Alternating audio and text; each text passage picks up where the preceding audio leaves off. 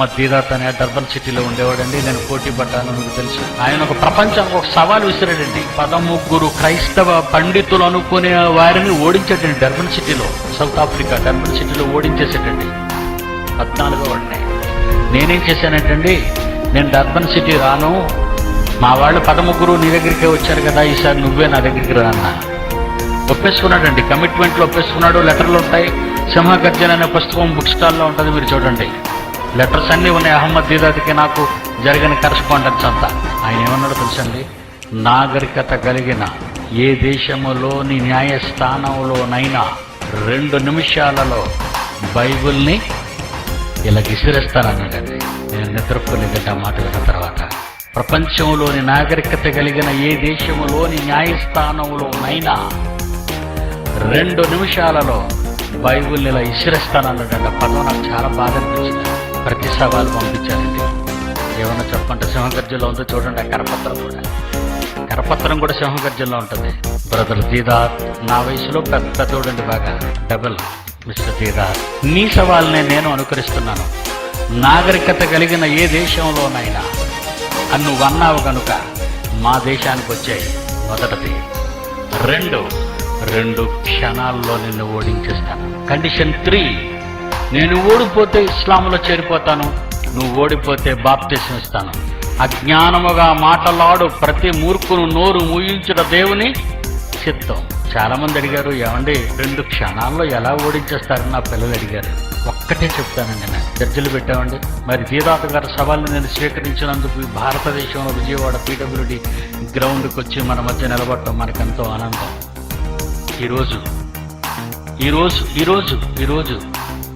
Mister Deedat తేదీ ఎంత నాకు తెలిసిన తేదీ ఆయన నోటని చెప్పించాలి. ఆయన ఈరోజు తేదీ ఎంత అండి దీదాత్ గారు అని అడిగాను. అప్పుడు ఆయన చెప్తాడు 6/6/1995.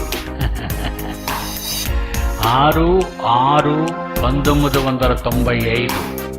That's all your honour. నా కేసు అయిపోయింది, నేను కూర్చుండిపోతానండి. మీకు అర్థమైందో లేదో, ఇది యేసు పుట్టి 6వ తేదీ 6వ నెల 1995 సంవత్సరాలు. అంటే యేసు తప్ప ఈ ప్రపంచంలో మరొకడెవడూ లేడా కాలాన్ని లెక్కించటానికి? ఈ ప్రపంచానికి దిక్కు నాస్తికుడైనా హేతువాదైనా ఎవరైనా ఈ రోజు కాగితం మీద నీ జన్మ లేదా నీ పుట్టినరోజు ఖరారు చేయాలన్నా, నువ్వు రాసుకున్న కోట్లాది రూపాయల ఆస్తులు డాక్యుమెంట్ మీద తేదీ ఖరారు చేయాలన్నా యేసు పుట్టిన కాలాన్ని నువ్వు రాసి తీరాలి.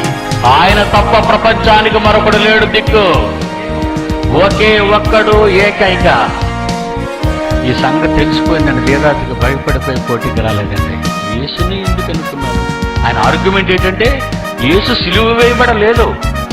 యేసే సిలువ వేయబడని ఒక అబద్ధికుడైతే, బాగా వినాలి, యేసే సిలువ వేయబడని ఒక అబద్ధికుడైతే ఆ అబద్ధికుడినే ఈ ప్రపంచం అంతా ఎందుకు గుర్తించింది బాబు చిట్టికన్నా? నువ్వెందుకు తేదీ చెప్పావు? నీ నోటితో కమిట్ అయ్యావది.